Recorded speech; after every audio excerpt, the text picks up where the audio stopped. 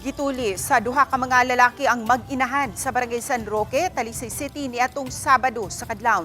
Nahuli kam ang maong pagpanulis. Fam, nailhan o nadakpa na ba ang maong mga suspitsado? Ses nasikop ang usa sa duha ka mga suspitsado kagahapon o giandam na nagkadiyang kaso nga ipasaka sa kapulisan batok sa dinakpan.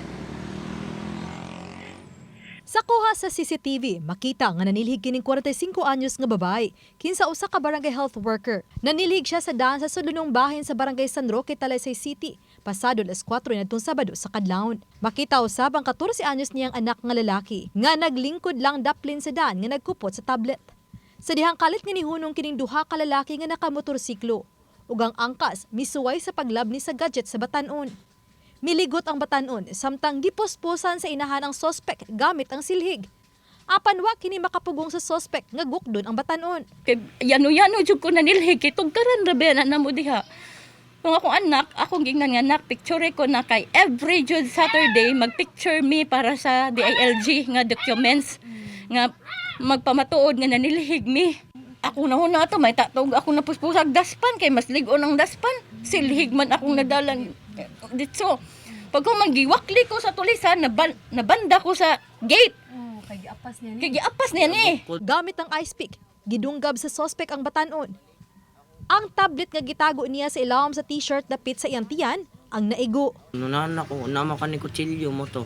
Ako gibutan sa kilid ang kwan. Ang tablet Suksok niya sa iyong ni anak. Ay, Mo giana to kay niya. surte na ako kung wala ko kilid ra ko. Giana siya kapila jud. Ang una ni mo ato, imong i-save ang tablet kay birthday gift si mama in town to. Mahal mo to. Giana siya sa tulisan, ma'am. Gidunggab-dunggab ana.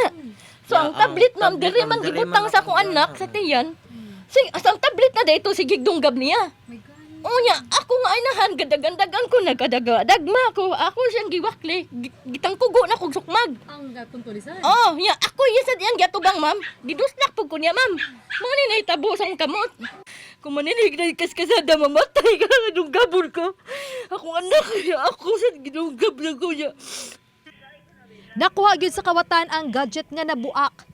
Humano sad kini gilabay sa bata ngadto na sa daan layo kaniya. Daling ni alarma ang mga sakop sa SWAT sa Talisay City, apan wa na maabti ang mga kawatan.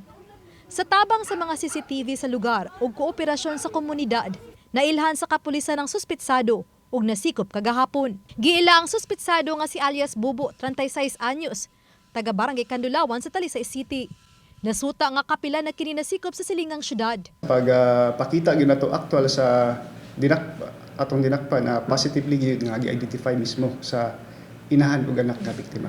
Makaingon tagnotado dako sa tabang kining mga impormasyon nga gihatag gipid sa mga atong mga katawhan sa Padayon pa sa pagpangita ang Talisay City Police sa driver sa motorsiklo nga giangkasan niini.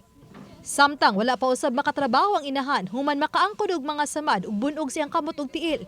Nunot niini nanawagan siya og tabang. Ilabi na nga nag-inusara na lang siya nga nagbuhi sa tulo niya ka mga bata pang mga anak. Naadid to ang GCash account na ko, ma'am, kay pambayad sa mga personal collection at to send sa mga utang ba.